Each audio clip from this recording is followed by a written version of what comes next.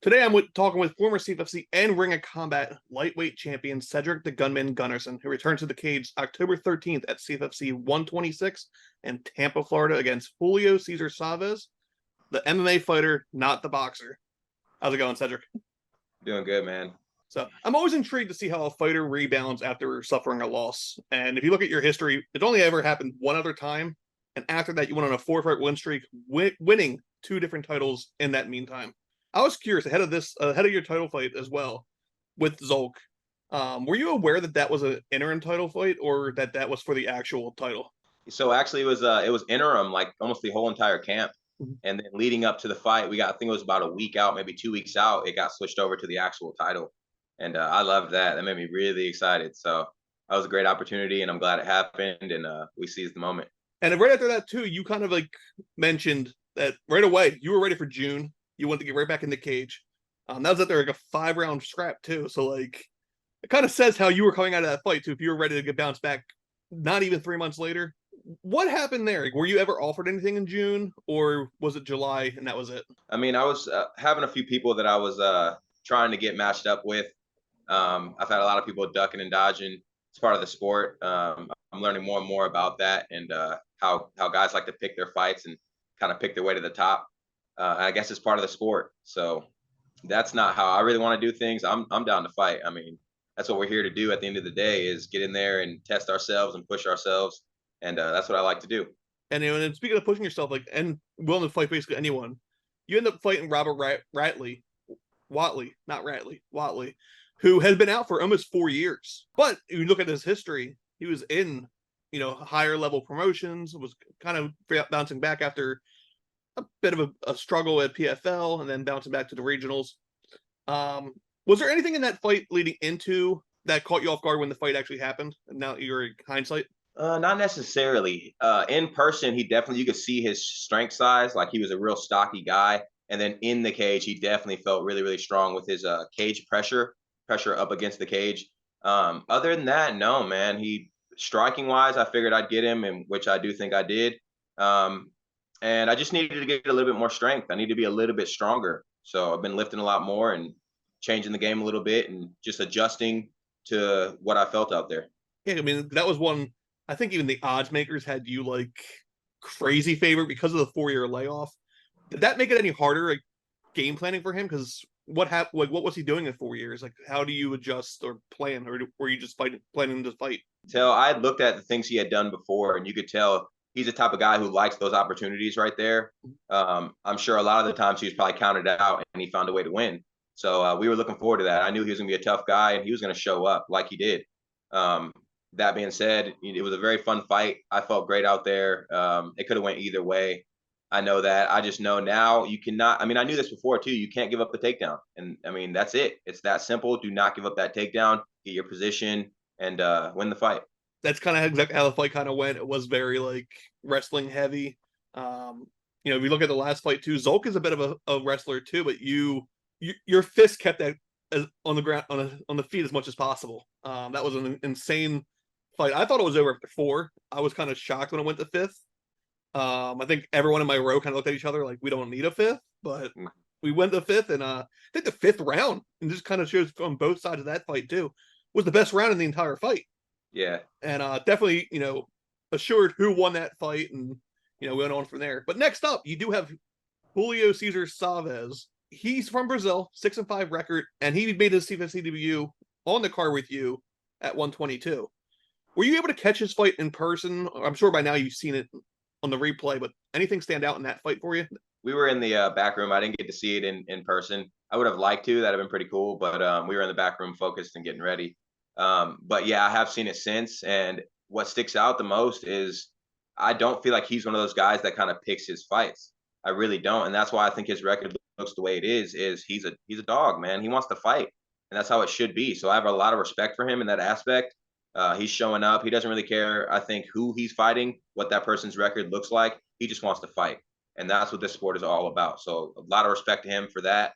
Can't wait to get out there and go toe to toe and be the first one to knock him out. Yeah, and that's another thing too. Is like 6-5 has never been put out. It's also kind of I was trying to get a little insight on him too. But it's kind of hard. These Brazilian regional cards are they feel like they're in the backyard sometimes. Like there's no footage usually. Hmm. So at least the 122 card, you got to look at him. I think he did a grappling match for like Titan FC as well. So that's grappling though. You're not really putting like fisticuffs out there. But Yeah. you know, it was interesting that you guys debuted on the card and now he's facing you. With a win here though, where do you see that going next? You know, ideally would put you back in the title shot, but I've heard your response to a rematch clause already and Oh, yeah, where that's that's all going. I want, man. I want to get back to that title. That's all I want, man. I feel like I'm a champion in this sport, and that's where I want to be the whole time. That being said, like I said in the last one, Watley said no rematch. So I just feel like he needs to be active. Don't get the belt and sit on it, man. That's not what I did. That's not what a champion should do. Get the belt, defend the belt, show you're the champion. Don't try to just sit and wait until another offer comes. So when I get back to that title, I'm gonna be active, and I will be back to the title one day. I will be the champion again. It's just a matter of time. I'm gonna ask this. I don't want to throw a softball to like shit on the guy or anything. But Wally is now 34 years old. Do you think he will defend the belt, or you think that was like the comeback story? He hit it. Now let's go back and get a 9 to 5. He's a smart guy. So, I mean, I don't know his plans, but I do feel like he's going to sit on that belt, man. He's going to hold the division up. We're all going to be fighting out here waiting for the belt, and he's going to wait until a perfect opportunity comes along. Again, I don't know. I don't know what his plan is, but I mean, I'm already coming back into the cage. I haven't heard anything about him competing again.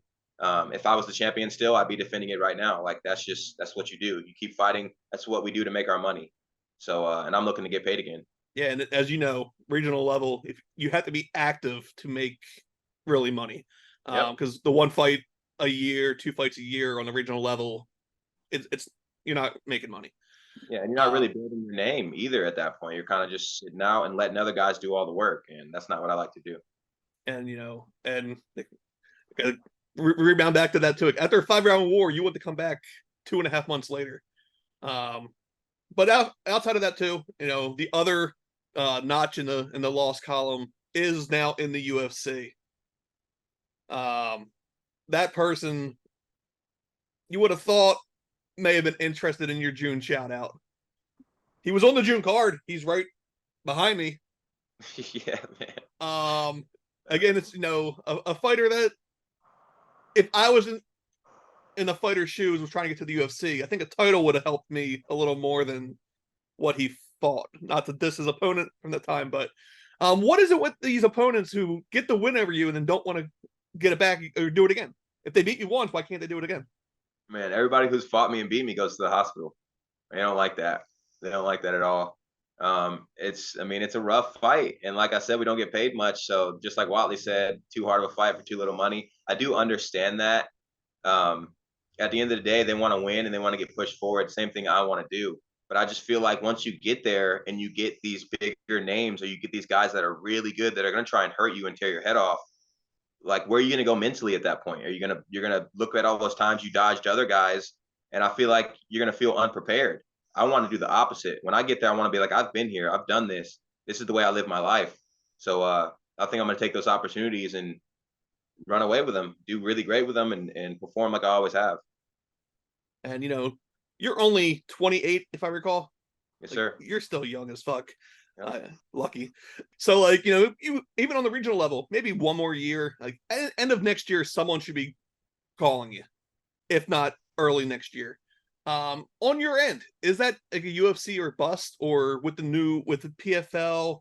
I would say Bellator, but it sounds like they are maybe merging or going away or whatever happens there, or even one. Or any of these other bigger promotions stand out to you, or is it UFC and that's it? Yeah, man, I like all of them, honestly. I'm just looking to kind of get some money to help start taking care of my family and giving back to everybody who's given to me.